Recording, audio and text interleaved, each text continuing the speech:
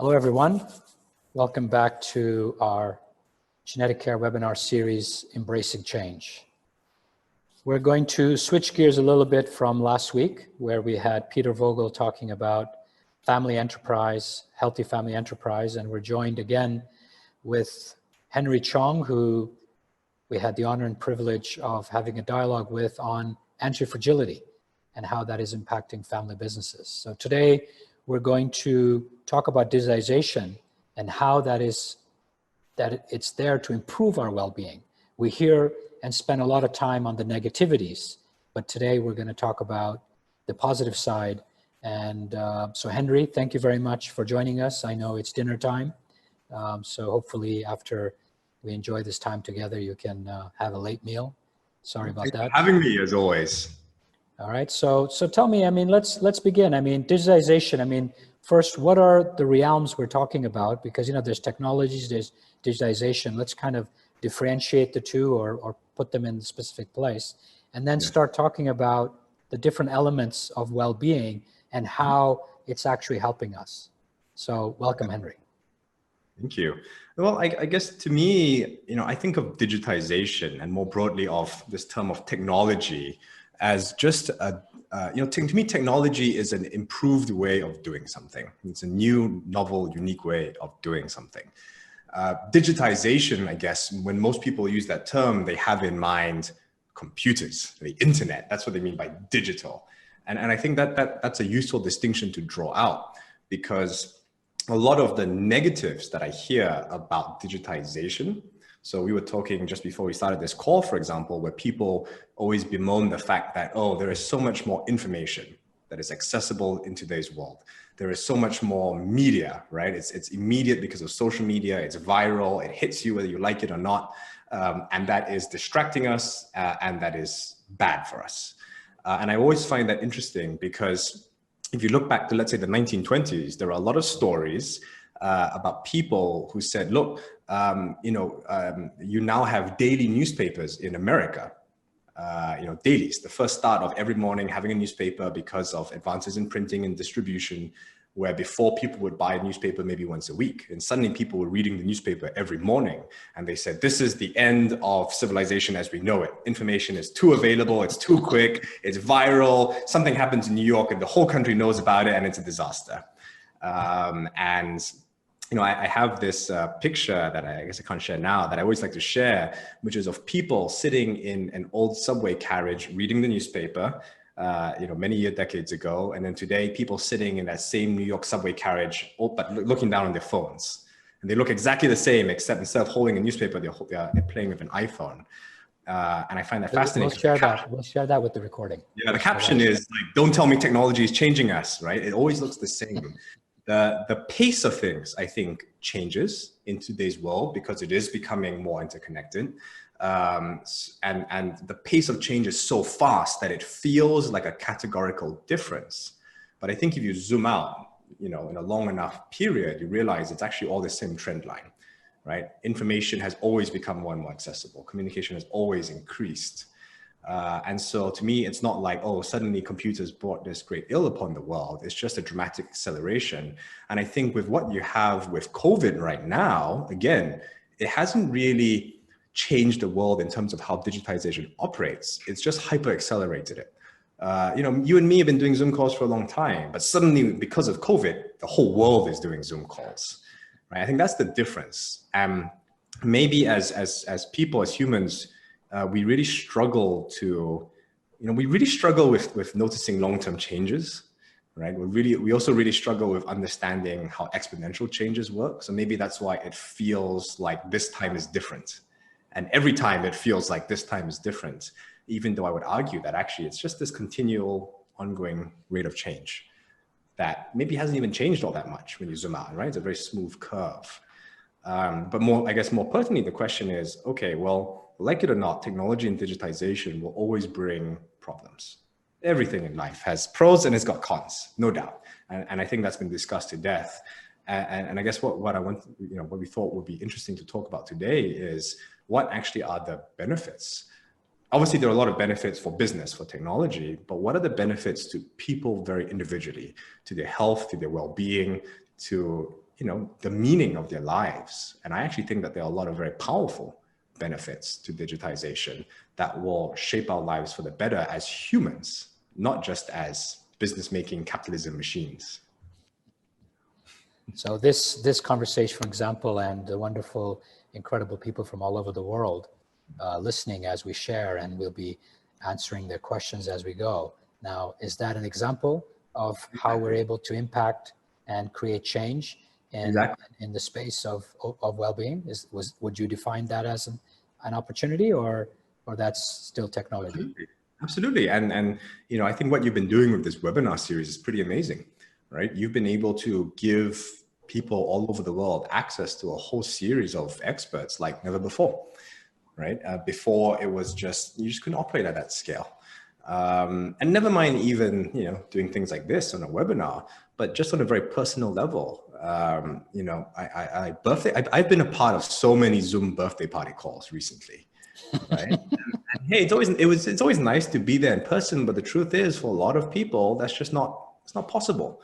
And like it or not, you end up losing touch with people, including your own immediate family members, right? How many of us have immediate family that live in a different place that we talk to once every few weeks, right?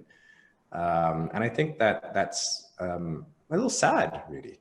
And I think the one thing that COVID has shown, at least for me very personally, is that because suddenly the world has become completely flat, I can talk to anyone I want to with this hour. Who in the world do I want to talk to? And I have had much greater and much more frequent contact with actually my family than I did before this period. Talk to them at least every week, if not multiple times a week. And I talk to a lot of old friends from all over the world, including some that I see in the Zoom call. That honestly, they're the kind of things where you say, look, when I'm next in town, let's catch up. We'll have a meal. And that's nice. But, it's these small little glimpses of time in a way that you can't really share your lives with people. And I think that, but like it or not, this is just part of the world going forward. We will live in a fully digital and interconnected world. And I actually don't think that's a bad thing, because it will force us to relook at our lives and say, if I can talk to anyone at any time, who do I want to talk to, right? Who means the most to me and matters the most to me? And those are the people that I want to connect with. And I think that will happen not just in many dimensions of life, in the work that we do, right? Even Team Fusang, my company, we're largely based in 3 locations, but we suddenly have people effectively working remote all across Asia, and more, the job you do will no longer be defined by the geography in which you live, right? You can say, hey, I can do any job anywhere off my laptop. I could live anywhere, I could go anywhere, I could be with whomever, and I could do this job. And I think that flatness, so to speak, will really force people to evaluate what matters most to them, right? And the very character of how they live their lives. And also, like you said, right, waiting till I come in town, or waiting when we get together, or waiting when a time works for us, right? So a lot of the work we've been doing with families was all pertinent on the time where everybody was in London, or the time when everybody was in Dubai, or the time when everybody was in Geneva, whatever the city was. And now they're open to, let's just do this 2 half days or 3 half days on a Zoom call and do the workshop remotely, because we don't know when that's going to happen, right? Yes. Because everybody has different restrictions. And even training, right? A lot of the training, a lot of people were hesitant to do a lot of the coaching, or a lot of the we have a lot of assessments that we do. And now there's no resistance. There's no question, right? So even there, the impact that we're able to do remotely is getting bigger and bigger. And what's happening now, I just had 2 calls. I had a bunch of calls yesterday and today to bring in, another 10, 15 different practitioners into, to consider in the core team, and they're all over the place. Yep. And it was never that easily possible, right? Yes. In 2 days, I have a Rolodex of 15, all the way from Australia to LA, to London, to Shanghai, Beijing, and it's incredible. So, let's talk about maybe the impact on children, right? So when my kids were growing up, and a lot of parents were very, very upset about Minecraft, and then I spent some time with people who train other kids in to program. And they said, look, I mean, what I realize is just Lego on crack, right? And it's accelerated Lego. And the advantage is if they learn how to program and become the best at it, it's all zeros and ones. So you're actually learning programming, which is amazing. So, we brought in,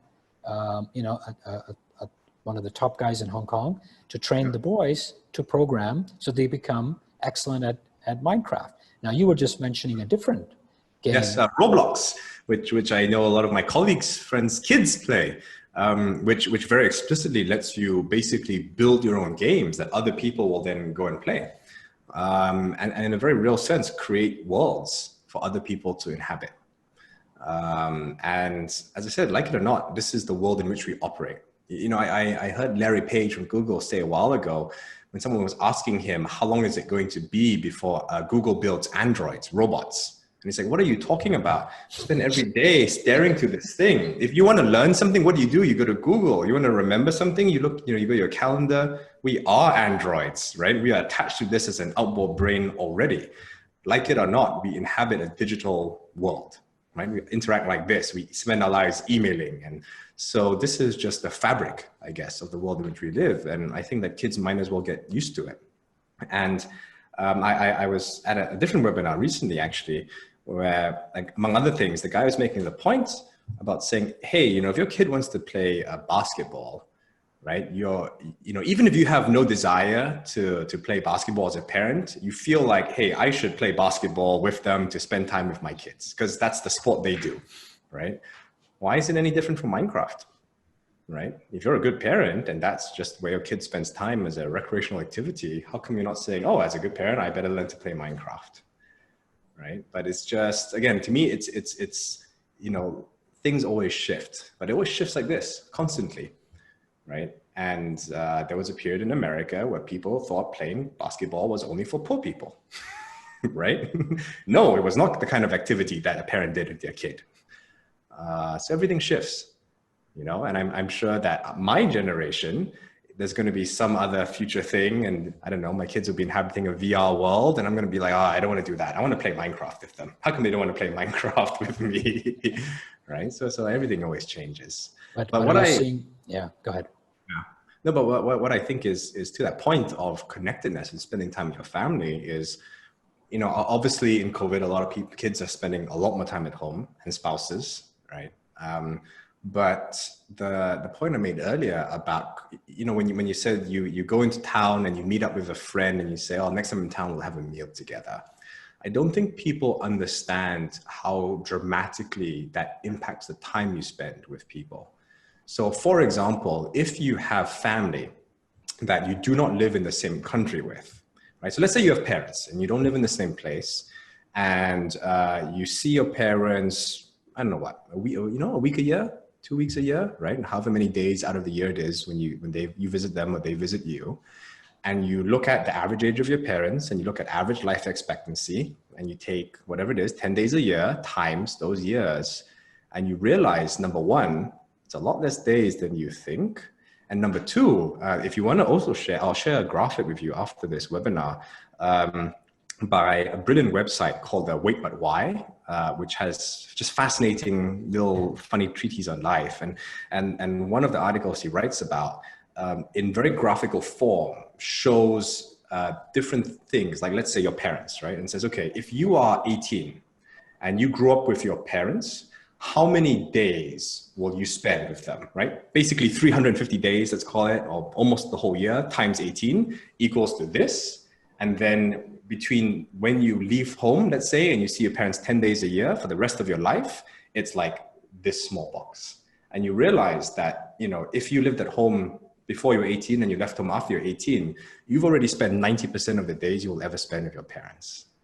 That's a very small. And so that's true. By the time you go to university, that's already 90%. Right? 360, whatever it is, let's say 350 days a year, right? Spend the whole year with them, more or less, right? To let's say, 10 days to 2 weeks a year. Well, do the math, right? In it's like 30 years worth of seeing them in 1 year. And you realize, oh, whoops, actually, I spent 90% of the time I'm going to spend with them. And he has a lot of graphics like that when he says, hey, again, right? If you are on average age, like let's say you're, 30, right? And you no longer live at home and your parents are X age, and here are the number of Christmases that you can expect to spend with them. And he has it in very graphic form, and somehow putting it on a single sheet just really makes you pause and be like, oh shit, I've only got whatever it is, right? 20 more Christmases. I've only got, this amount of time. And I bring that up just to say that we imagine when we say, I'll see you next time I'm in town, it doesn't feel, you don't feel it. You're like, yeah, I'll see you one day, right? And I don't think we realize the impact of what that really means when you actually do the math, right? You work out the number of days in the rest of your, if you see a friend once a quarter, right, for a meal, four times a year, right? How many times for the rest of your life are you likely to see him? It's a very sobering thought, And you're like, oh, wow, this is one of 150 times that I'm going to see you. I think it hopefully will make people think a little differently, but also I'm hoping will make people say, hey, maybe it's not so bad doing a Zoom call, and catching up with people more regularly than waiting until we're in the same place to see them. And to me, that's one of the most real and dramatic ways that people's lives actually can be vastly improved in a very personal health and well-being sense from digitization, right? If, like all technology, you can cut through the noise and ignore the cons that inevitably come with it. So do you think that the next step, maybe in a few years or not even that long, we'll be wearing VRs and everybody participating in a Zoom call will be wearing a VR set and we'll be in the same room or in the same nature or somewhere like that? Because I always propose that to send to all the families we care for so that when we're sitting and having a conversation, we're in the same environment. Do you think that's just around the corner? Very possibly, but even without that, that's basically how we live already, isn't it? All of us on this call right now, what percentage of your day do you spend on a Zoom call, right? We spend our lives staring at screens, and at some points, I don't just look at you now, Feisal, as like a bunch of pixels on my screen. I'm imagining you, right? I'm interacting with you in a very real sense. How else can you describe that but virtual reality, right? Everyone listening to this call right now. So like it or not, like I said, with our phones, with our screens, we already live in a virtual reality. We all have that experience of getting so lost in your phone that the world just vanishes, right? Including, unfortunately, a lot of people do it when they're crossing the road, right? Going away, so of course we already live in a virtual reality is my point. And I guess what's interesting then, perhaps as a place to bring this conversation is, so what, right? What can we do about it to hopefully shape things for the positive and to maximize the positive benefits of digitization and technology and mitigate some of the negatives? Now, let's move to education, right? So Gino, who did a webinar together, is already given VR sets to all his students, and 1 week they will be on campus and 1 week they will be doing the same education from home. Now, how do you see that as a positive? The human connection, as we know, campuses, as you've seen, right? You go before Thanksgiving, some are coming after Thanksgiving, things are kind of shuffled around. How is that going to improve our well-being in that sense of connectivity, as you mentioned? Yes. On one hand, I guess that the danger of that kind of hyperconnectivity is that, as I think a lot of people are experiencing right now during COVID, a lot of the boundaries that used to exist are blurred, right? So I think a lot of people underestimate, if you work at home right now, a lot of people underestimate how much structure going to work gave your day.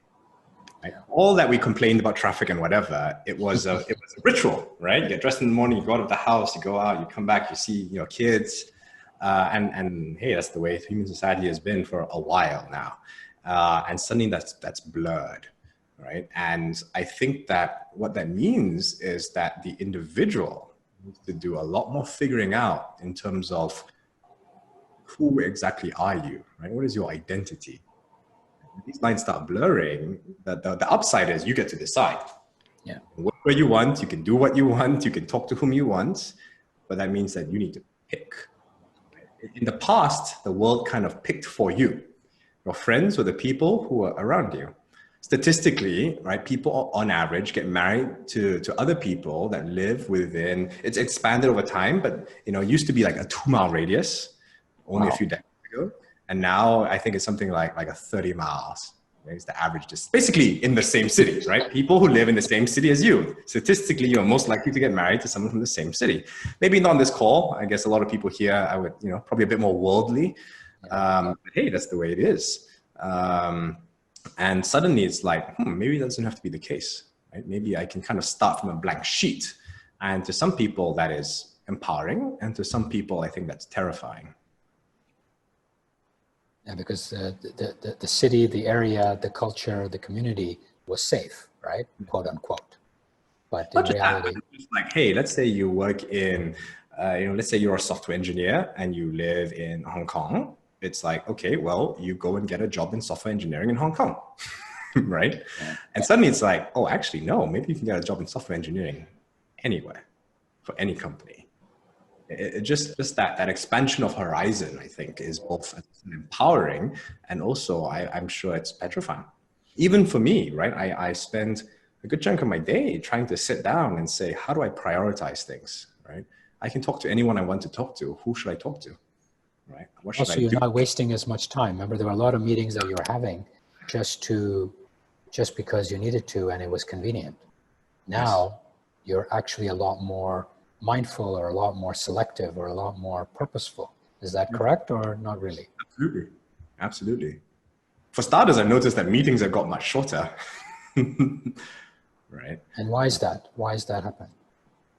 I think it's, well, at least in a work context, right? I feel like, hey, before people have to travel and you want to make them feel like you didn't travel all that way for a 15-minute meeting, right? Whereas now it's like, hey, look, we discuss what we need to discuss and then let's go off and do other things. Spend more time with our families, right? Don't need to just sit here and talk shop. And like I said, I think that people generally will need to do a lot of thinking about self-determination and what that means to them. And look, like, again, to be clear, as I said, there's nothing new about this. This is not something we've magically popped into because of COVID. This world has we've been trending like this for a long, long time. Already, it's been for many years that almost any piece of information that you want to access is there online for free. You want to learn any skill, you can go to YouTube and find dozens of introductory videos that will get you off the ground, right? I mean, so for a long time, the world has been like this. It's just a bit accelerated, and I think it's a bit more salient. It's been thrust in front of our faces where, hey, there's no more pretending, right? You're sitting at home now, you've got free time, you can learn any skill, you can talk to anyone, you can do anything. What do you want to do? I think that's what people find the most jarring in this period. But too much choice. There's a lot of choice, and there's no excuses anymore, right? There's no more barriers. The truth is, I think that one of my very core beliefs is that, it really is up to you in many cases to author your own destiny, that the choices you make can shape your life. And I think that's actually terrifying for a lot of people. A lot of people don't really want to believe that. They want to believe that, no, my life is the subject of my biography and of my environment, right? As opposed to it's your decisions, not your conditions that shape your destiny, as Tony Robbins likes to say it. And, the metaphor that I sometimes use with people is, I'm a video gamer at heart. And when you play video games, in a lot of them, you have what they call NPCs, non-player characters. So these are pre-programmed AI. They just walk around. They do their pre-programmed job, right? They're designed to pretend to be like, people you can interact with, but we all know that they're not, that they've got a fixed pattern and they just follow that pattern and that routine and they go through it day after day, right? And to be honest, I think that's how a lot of people live, whether they realize it consciously or not. It's like, hey, you are following certain patterns and certain assumptions. Patterns like, if I live in a country, that means I have to work in this country, right? Or that I have to have a relationship with someone in this country, or whatever it is. And to continue the metaphor, and the example I like to tell people is, in these same video games, if you are the player, you can do whatever you want. You get to move around, you get to decide your destiny. But if you don't make conscious choices, if you don't touch the controllers, what happens?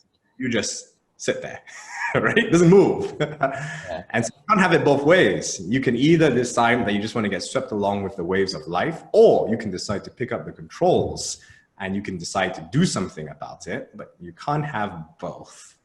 And I think the problem is a lot of people have suddenly realized, oh, actually, I do have a great deal of choice in my life, and I do have a great deal of agency and control, and oh, I don't actually know what I want to do with it.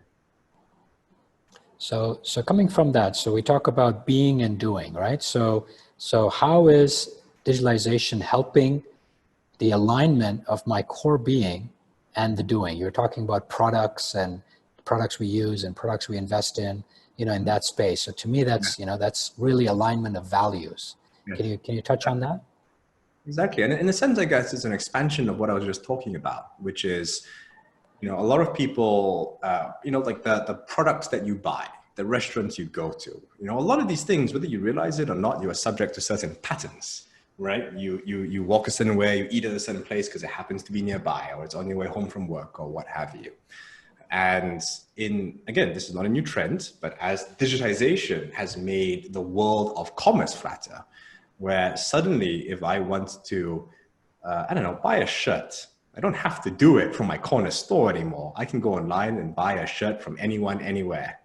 And that flattening of competition, in a sense, has also, I guess, forced people to make much more conscious consumption decisions and say, hey, right, I can buy from anyone in the world. Who do I want to buy from? In COVID, all of a sudden, at least in Hong Kong, it's become, hey, I can order out on Deliveroo from any restaurant. Where do I want to eat? Right? I don't have to fall into these geographically based patterns anymore. And my belief, and what I guess I'm trying to do in my company at Fusang, is to introduce what and I guess the World Economic Forum now likes to call stakeholder capitalism, which is to say that, I think a lot of people in today's world feel a looming sense of disconnect. A lot of people show up for work at a company and they don't feel engaged. They don't feel connected to their company. They don't feel like they're a part of the company, and they don't feel like the company is on their side or looking out for their best interests. And I think a lot of people feel like that also in the communities in which they live and the countries in which they live. A lot of people no longer feel like they have a stake in society, like society is there for them and vice versa. And it becomes this like us versus them discussion. And, we're both, we live at least part of the time in Hong Kong. And I feel that a lot here these days, where, there are two different camps in Hong Kong right now, and neither feels engaged. And neither feels like society is there to serve them and like they have a stake. And I find that a little sad and also, I guess, a bit perplexing, as I said, in today's digital world, where you have the potential for far more engagement than you could have ever dreamed of. Why is it that people feel so disengaged in today's world? And I think part of the reason is that we have forgotten about alignment, right? So for example, to give you the example of the company, a lot of people show up at work and work for a company, but they in many ways don't feel like they are part of a company, right? Companies, under traditional capitalistic theory, look out for their shareholders. I'm there to profit maximize for my shareholders. You are my employees. You're just a cog in the machine. And that's why we call it human resources, right? You're another, as an economist would say, you're a factor of production. We go in the machine and out comes my product to make money for my shareholders. No surprise, people don't quite feel engaged. Likewise, for communities and for countries, people no longer feel like their voice has an impact or that what they say makes a difference. And what I guess and a lot of other people, including the big theme of the World Economic Forum this year, was trying to move to a model of stakeholder capitalism, which is to say, in a very pragmatic, no bullshit sense, the world and companies actually will be better off if all of your stakeholders, the people who work for the company, your customers, your suppliers, all of your partners are engaged and have a sense of alignment, right? Not just in a touchy-feely, we all want to be happy sense, but in a very real, like, hey, in today's 21st century knowledge economy, where, as I said, more and more of it's going to be remote and more people are going to have a choice to work for any company anywhere. They're not going to work at a place in which they feel like they are a factor of production. They're going to work for a company, I think, where they feel like they are part of it, where they are engaged. That's why for many, many decades now, startups in Silicon Valley have said it's a good idea to give equity to employees because, hey, what better way to align interests and to incentivize them? You want your employees to think like a shareholder? Why don't you make them a shareholder, right? You want your employees to act in the best interest of shareholders? Hey, why don't you make them a shareholder? And I think that we can and should expand that concept, right, out to say, okay, well, not just employees, a company lives and dies by all of its stakeholders. Right? So if a company doesn't have customers that like it and want to pay it money, you have no business, right? Game over, no matter how engaged your employees are. So maybe just like how we think we should give employees equity, maybe we should be thinking about giving our customers equity as a radical concept. Maybe we should think about how do we align very directly our interests and values and our shareholder interests with our partners, with our suppliers, with our entire ecosystem around us, because companies are no more than these fictional entities, right? Companies are not things, they're not tangible objects. They are these constructs that we all collectively agree to believe in. If the whole of Team Fusang tomorrow decides to stop believing in Fusang and not show up for work, we don't have a company anymore. If all of our customers decide for whatever reason they don't like us anymore, we don't have a company anymore. That's it, right? It's gone. There's nothing material in a sense. And so to me, we should be thinking, all companies should be thinking long and hard about, hey, how do I align interests with my stakeholders? And can I start to turn some of my stakeholders into shareholders? And obviously here at Fusang, we're trying to do so with digital technology is one way that we think we can help digitize securities, for example, and allow companies to distribute equity to people they never could before. But even independent of that, as I said, just as a concept, I think at multiple levels, you know, in your companies, in your communities, in your countries, it's worth sitting and thinking about, hey, like, do I have a sense of alignment? And if not, why? And if not, if I'm in charge of this enterprise, how do I build it? Right? How do I build that sense of engagement? Because otherwise, in today's digital world, people can and will move. They'll move companies, they'll move countries, they'll move everything, right? As the world becomes flatter. So this is the conversation we were having last time, right? Where you have people who use Apple products, and you said you own almost all of them, but you don't own Apple shares.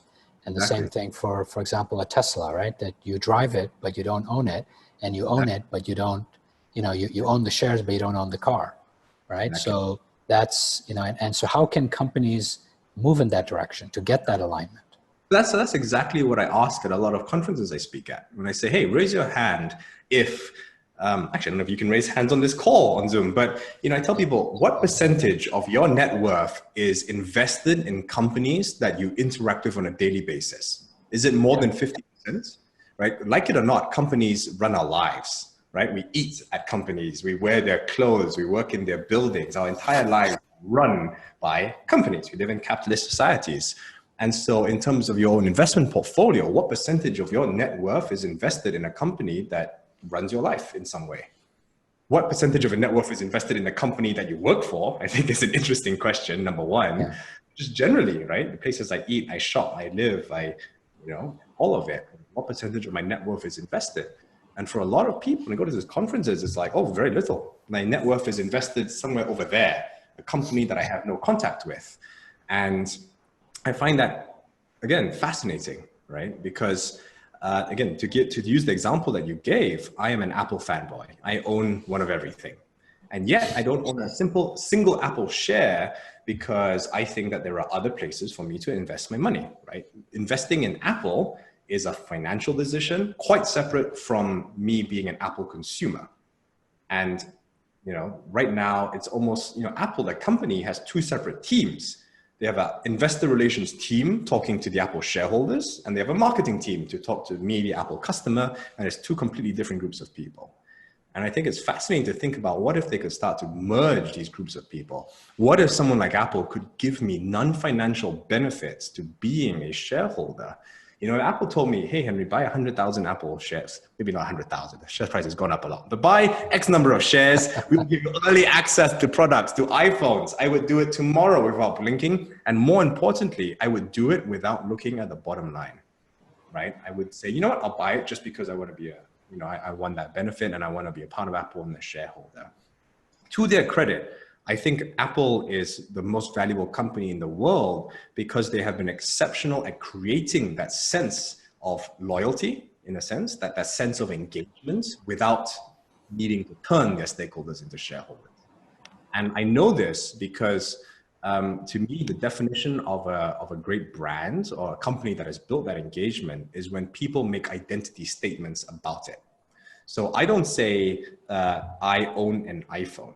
I say I am an Apple customer. I am an iPhone user. And to me, anytime you have the word I am in front of a statement, that's an identity, right? So, and I think it's very powerful to think about, hey, if you're a company, you know, like how do people describe themselves, right? Is it an identity or is it just a transaction? I use my bank because I don't have a choice and they've got ATMs near me. Or is it, no, I am an iPhone user? Because if I'm an iPhone user, when the new iPhone comes out, what do? I buy it. There's no discussion, right? It makes sense, right? Versus me shopping around, comparing prices, going for the cheapest option.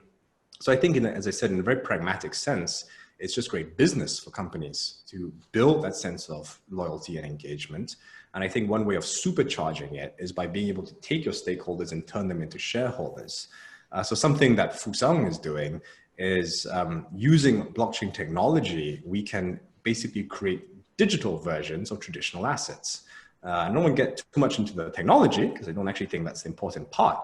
But for example, we take paper shares, and whether people realize it or not, most company shares are either in paper or PDF form, which to me is still paper, right? Nothing's changed really, just an image file. And we take those paper shares and we turn them into digital native shares, blockchain-based shares. Very simple process, but that one shift alone, I think, opens up a whole world of possibility in terms of redefining what it means to be a shareholder. In the same way that e-commerce wasn't just mail order catalogs put on a website.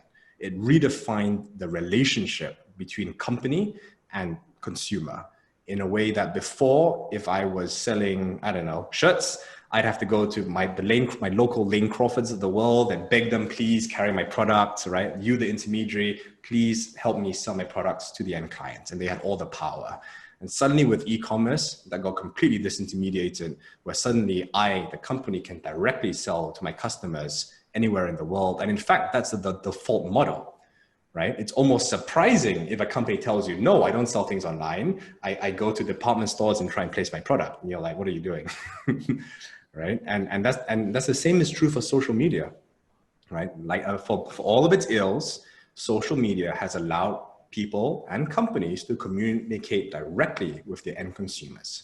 I'm willing to bet most of the people who signed into this webinar saw this webinar's existence through a digital channel. You didn't read about it in some magazine that you picked up on the weekend, right? And once upon a time, again, that was the intermediation. It was, please, Glossy Magazine, carry my ad so people will hear about me. Right now, it's like, no, I post it on LinkedIn and I go direct to my end client. And I think the same canon should be true of shares, of securities as well, right? And right now, it is exactly the same intermediation you had in e-commerce, right? Just like now, I need to, before I would need to go to Lane Crawford and say, please carry my product and distribute to the end clients. If I want to fundraise, I go to an investment bank and say, please carry my product and distribute to the end clients. Same thing, right? It's consignment shipping. That's what underwriting is. I will buy your shares for cheap. I underwrite it. I sell it to the end client.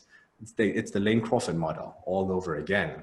And I think it's fascinating to think about what if we can disintermediate that and allow companies to go and place shares directly to their consumers and have that direct relationship, which to me is the other half of the relationship as a consumer, right? Every company has a balance sheet with two halves, right? There's the profit and loss side, and there's the, I need to serve my customers, they pay me money, I make revenue. And then there's the, what does my capital structure look like? Who do I raise money from? Who are my shareholders, etc. There are two halves to having a company. And right now, only one half has been digitized. And the other half is almost entirely manual and paper-based, from the paper-based shares at the bottom to the in-person knocking on doors fundraising process. And I do think that digitization can and should change that. But leaving aside the technology, as I said, what I hope people would take away as just a thought is to say, how will this, or how could this change my life in the same way as how social media has made whole new business models possible, right? It's not just, oh, it's a little cheaper and better and quicker. What can I do uniquely that I couldn't do before? Maybe not even for a company, but how can I start to rethink communities and value networks, right? And how we fund them and how we incentivize them and all the rest of that. All right, now it's going to be interesting because I charged my computer and it's an Apple MacBook and it's at 10% and I'm in the middle of a dining room. So I'm going to ask you a question and then figure out a way to put myself on charge. And the question I have for you is, how is digitization changing your life and maybe, the life of others in terms of nutrition and fitness? Yes. Well, I said, for one, it's certainly changed my life radically in terms of access to information. But also, I think it's really changed my life in terms of just the benefits of how I can try and mitigate, in many cases, the negatives of technology. So, for example, one of the things that we always hear doctors complaining about in terms of digitization is blue light, right? We all stare at our phones at night.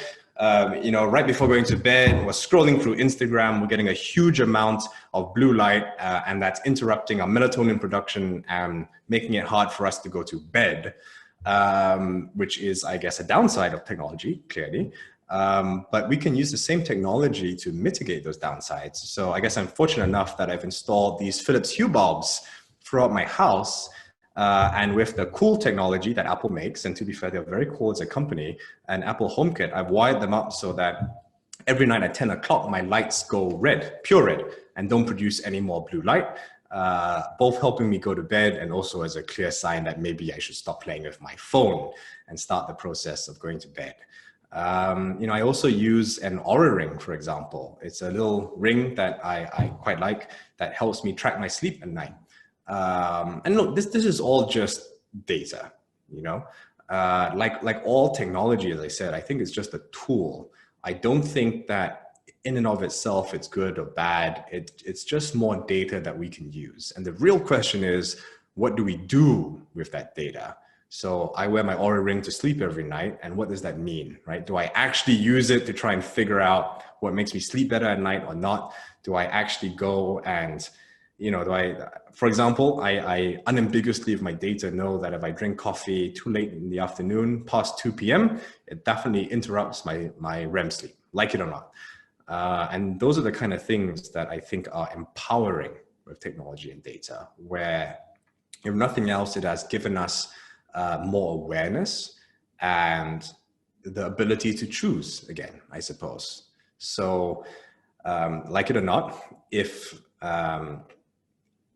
to me, I was talking with one of my coworkers at lunch today, and I was saying, look, like, you need to understand the impact of your actions, the consequences of your actions. And it doesn't really, you can decide whatever you want to decide. If you want to drink that can of Coke for lunch, go right ahead, but don't bullshit yourself, right? If you're going to drink that can of Coke, recognize that maybe it's going to make you a little sleepy after lunch. And as long as you're keenly aware of that and you recognize the consequences, I think people should be allowed to do whatever they want. I think that what really pains me to see is when I see people who don't understand the consequences of their actions, right? Who maybe really believe they're making a healthy life choice by drinking that can of Coke. And that, I think, is a little sad. And that's why I think access to information is so powerful, to say, look, this information is in front of you, like it or not, right? What you choose to do, how you choose to act in it, and the choices you make will shape your life. But it's up to you to decide how you want to live. The tools are, technology is just a tool for you to use as you please. And so, sorry about that. I had to disappear for 2 minutes. So in terms of, let's say on the DNA epigenetics and genomics side, do you feel that, how is that also impacting all of us in terms of the space? I know I'm in the space, but I want to hear it from somebody who loves the technology side and digitization side. Yes. Again, I did a gene test many years ago, and honestly, most of the data was stuff I already knew. For example, it told me, hey, by the way, buddy, you're Asian. 99% of Asians are lactose intolerant. And I'm like, yeah, I knew that, right? We all believe we're in the magic 1%, that is fine, but really we're not. And, lots of other things like that really I already knew, but obviously the data helped make unambiguous. It would just put it front and center to say, hey, by the way, right, you probably don't do so well on these sort of things, or this is how, you should be adjusting your life. And again, I think it's just interesting in terms of raw data, right? And the question is, what do we do about it? So it reaffirmed what you already knew, but did it help you, it also helped you reaffirm the choices you're making? Or in many cases, yeah, exactly. In many cases, the choices I was not making, right? Where maybe I was bullshitting myself just a little bit. And this was unambiguous to be like, and when I saw this, I'm like, yeah, I knew that. I knew I don't do well on lactose, right? Yes. All you Asians out there, something to think about, right? Again, statistically, the majority of us don't do so well on it, but we all believe that we're the magic exception. So in that sense, I think it really helped.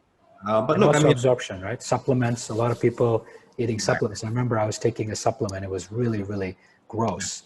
And it was funny because I finally got my results back and it showed me that my absorption for that specific supplement was terrible. So I was actually really happy that I could stop having it, right? But again, a lot of us are having, whether it's supplements or all kinds of things, and our absorption is terrible. And at the end of the day, we're just, it's has not much value, right? So I think the digitization is helping us get the feedback loop that we didn't have before.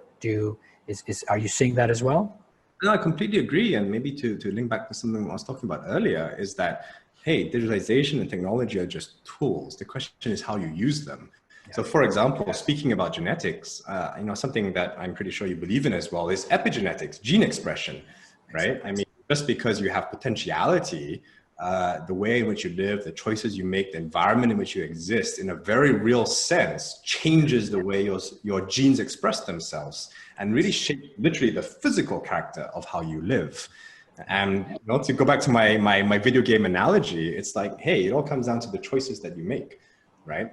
Potential is there, and the technology and the tools are interesting and useful, but it all comes down to the choices that you make, and that is what will shape your life. And for us, we're seeing it, the height of our children, right? The height of our children is, my son is 6 foot something, and it's like, okay, what just happened? And of course, now the joke is it's the air in the mountains of Switzerland, right? And then others obviously who are negative are saying, oh, it's all the stuff that the chicken are being injected with, and that's why the bones are growing. But like you said, the epigenetic side, right? And it's funny because it's the same thing, right? We're all born with a certain capacity. It's what you do with your childhood and what you do with the experiences, right? And the choices you make. I mean, it's still the same, right? It's not any different. But now we have a science that kind of puts the stamp on it and says, this is it. Do what you want with it. Exactly. And maybe one other thing to highlight that I was also just talking to someone about today, and maybe the biggest thing that to really think about with increasing digitization in a health and well-being context is that, for a long time, philosophers, scientists, people like Descartes believed in what they called mind-body dualism. You had the mind, you had the body, and there were these two separate entities. Yes. Yeah. And a lot of recent science has shown that that's just false, that humans are embodied creatures, that there cannot by definition be separation between mind and body. And to give a very real example, for example, a lot of people think about, oh, you have like a rational thought and you have an emotional response, and they're two separate things.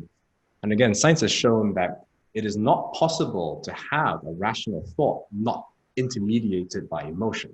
So all thought is colored by emotion, like it or not. But it does work the other way around. You can have an emotional reaction without a conscious thought. So, if you ever touch your hand on a hot stove and you jerk it away, that reaction happens in your peripheral nervous system. It doesn't get intermediated in your prefrontal cortex. That's why it's so fast. And that's why you can react before you even know what you're reacting to, right? You're like, what did I just do that? Oh, I was about to touch a stove, right? So it does work the other way around. You can have embodied emotional and physiological reactions without cognitive intermediation. It doesn't work the other way around. And if I was to highlight anything that I think people should think about as we have this increasing world of digitization that should make them pause and consider with their own health and well-being is, don't get fooled into thinking that because we live in a purely Zoom environment and we do spend a lot of time in these virtual environments, that somehow we have achieved that lifting of the consciousness out of the body, right? What some philosophers used to call the ghost in the machine, right? There is you, the ghost, the observer, quite separate from the body. And unfortunately, that's just not true.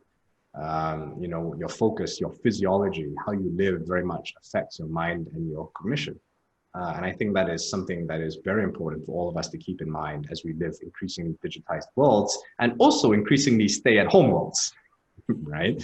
The world as a whole is probably moving less than it ever has in history, right? Until the average, look at world average, like steps per day, for example, it's probably at an all-time historical low. And that is something I think for us to take quite seriously, to say, hey, there's no reason why digitization and health and well-being can't coexist, but like anything, you need to be conscious about it. And we need to use the tools that we have to be able to, for example, track the impact of the activity that you're doing and how that affects you and your well-being and your health. But that if you don't pay it any attention, it's not like the fantasy of just sit in your chair and spend the whole life in a VR world, I don't think will work out the way that people imagine if they ignore the body and the embodied part of cognition. So nature, right? You're talking about even going out in nature, right? I mean, obviously, when it's locked down, that's not an option, but otherwise, that whole space and opportunity to do so, yes. Right? And how all that is changing. But again, with children, right? I mean, they still want to, I mean, are you seeing less and less children wanting to go out and play and spending more time at home? Or do you think that there is a balance and that that will continue? Yes, so I do think more and more kids are going out less to play. And as I said, I think that is a trend that has been continuing ever since the dawn of time, right? Ever since we moved into homes and out of the wilderness. But, you know, I don't, honestly, of all the demographics I would worry about children the least, because I think that they're the ones who have the most engaged and active lives right now, right? Kids, many of them have adopted seamlessly to this new digital post-COVID world. They still talk to their friends. They still play on Roblox. Their minds are engaged. They are active. They're creative. So, you know, maybe unfortunately not as physically fit as they could be in previous eras, but hey, of all the populations that are engaged and what philosophers would call have a sense of eudaimonia, like well-being, I think that they are doing okay. Right? I think that where I would worry is people who are hoping, and we talked about this in our last call, people who are hoping that the world will go back to the way it used to be. We're saying, this is just a short-term thing. If I just wait for a little while, everything will go back to normal. And it's like when the internet came along and you were just waiting for all of the internet stuff to go away so you can go back to the way it used to be. That's just not going to happen, right? Like it or not, we've been unavoidably thrust into this world of digitization. And I think a lot of people are kidding themselves if they think that what we're doing now, will not become the default. Fusang as a company, I'm not sure if we will ever go back to holding in-person events ever again, right? We used to hold massive things, and why, right? We can touch so many more people and engage so many more people than we ever could before online. And so I think, like I said, like it or not, we need to accept that this is part of our new reality and just start asking the question of, okay, well, you know, this is a tool like anything. There are pros and there are cons. How do I maximize the benefits and mitigate the downsides? And what we're talking about last call is how do I be resilient, right? How do I maximize the benefits and really, you know, grab the opportunity and go from here? So we have about 5 more minutes. I mean, we have time. It's just that, are there any topics that we didn't touch on that you want to touch upon before we start? I mean, anybody has questions, please share. Is there any other topic that you want to touch on in terms of, I mean, we looked at the physical, we've looked a little bit on the mental and emotional and the relational side. We talked about children. You're concerned about more the elderly, I assume, right? Especially from a connectivity perspective and movement perspective. Obviously, a lot of people, I'm in Dubai right now and I'm having meals with different people and most of them are fitter than ever.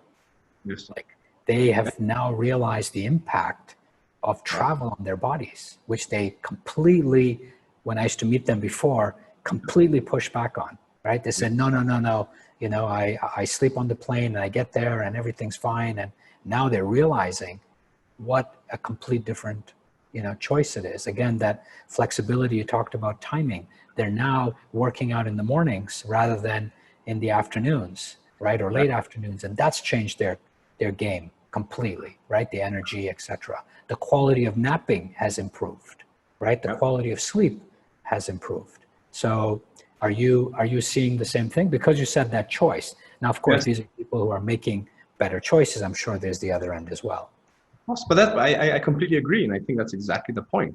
I think it's completely false to say, whoops, there's COVID, therefore everyone is at home and cannot be active and is unhealthy, right? I mean, it's like, hey, you can do, I recently started doing burpees on my living room floor, right?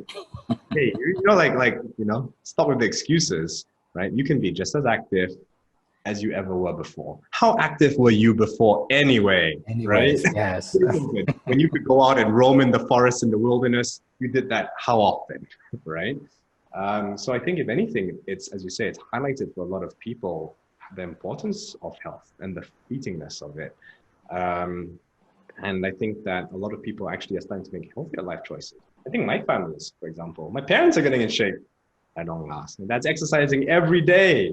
You know, and even me, I've been thinking a lot more about my own personal health. But do you see them using digitization to measure, or you're not seeing that? Are they just more healthy, or are you seeing that feedback loop as well? Partly. My dad wears his Apple Watch to go swimming in the pool every morning. Okay. But I mean, I guess the point is, again, you know, being able to measure exercise, not exactly a new technology. Yes. Right? No, but I'm talking about the usage, right? It's not only about whether it's new or old. The question is, am I using it, and is it being used more, and am I paying more attention? Right? I think it is, and that's the point, right? As I said, these are all just long-term trends. It's just that, number one, a lot of these trends have been accelerated, and number two, it's kind of in your face, right? So you cannot run away from the fact that there is full digitization these days, because it's just so obvious, and so there's no more pretending in that sense. And no, I mean, maybe long term, that's one of the best benefits of COVID, not just in terms of digitization, but in a lot of aspects of health and well-being, right? Where people will say, okay, like I can't pretend anymore. Yes, I do need to pay attention to my health. Like it's become, as psychologists would say, very salient. And people really notice and think about these things these days.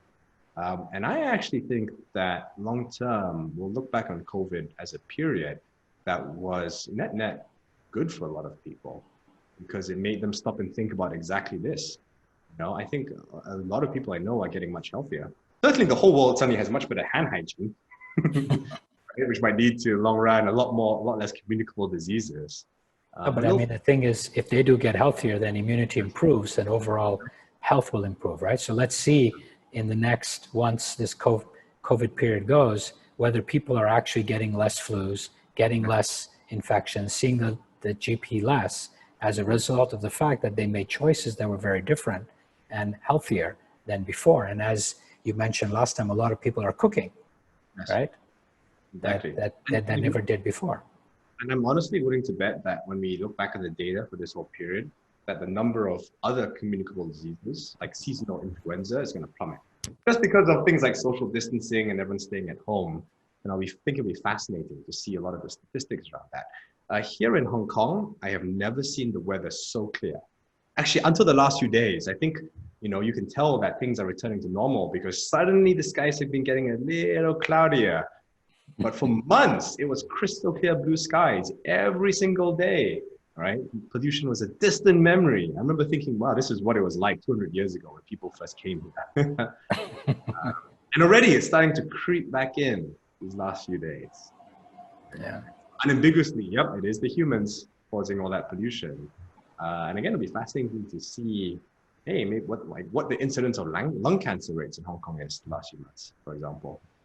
Yeah, I mean, the two main ones are nasal and gastrointestinal. Those are the two, they're actually the highest in the world. So it'll be interesting to see. But then again, they've been ordering Deliveroo, so I don't think the gastrointestinal is going to change as much. And it's also stress related, and with the unemployment rates going up and things like that, I don't know how well that will do, but the nasal one for sure should be impacted by the environment, as you mentioned. So Henry, we're almost out of time. So in closing remarks, what are some of the things you'd like to remind us or ask us to consider, or just to reaffirm from what you shared? I would say just that digitization and technology broadly is a tool. It is a tool that has been trending like this for a very long time, and it's nothing new. And like any tool, depends on how you use it. There is good and there is bad, and it's up to the choices that you make that will shape your life. And certainly at Fusang, my company, that's what we tell people. I'm like, hey, we build technology. It's new, it's better, we hope, but that's not what you should focus on. What you should focus on is the outcome. What can you do as a result of that technology? What can that technology let you do that you couldn't do before, right? And in our company, we hope that that will help turn a lot of stakeholders into shareholders and really help usher in this era of stakeholder capitalism, where hopefully we start to feel a lot more aligned with the companies and communities in which we work for. But more broadly, I would encourage people just to think about that for their own lives, right? Hey, instead of letting my habitual patterns run my life, I think COVID is a great chance that those patterns have been swept away. And so we can all pause and reflect and say, what were the patterns that were running my life, conscious or unconscious? And now that I have a blank slate, a blank sheet, how do I want to build my life going forward? All right. Thank you very much, Henry. The hour has passed by very quickly, as always. Thank you for taking the time, and I wish you bon appetit, since I know you haven't had your dinner yet. And thank you, everyone, for taking the time out of your busy schedules to be with us today. Next week, we have Ramya, who is a second-generation family business member. She's the editor-in-chief of Tarawat magazine and the CEO of Orbis, which is a content marketing company. And the week after, we have Jay, who's the CIO of of Dinesh Hinduja Family Office. That's going to talk about how well-being impacts the C-suite. And sorry, Ramya is going to be speaking about entitlement in the family business. So that should be quite a juicy conversation to have. So thank you, Henry. Thank you, everyone.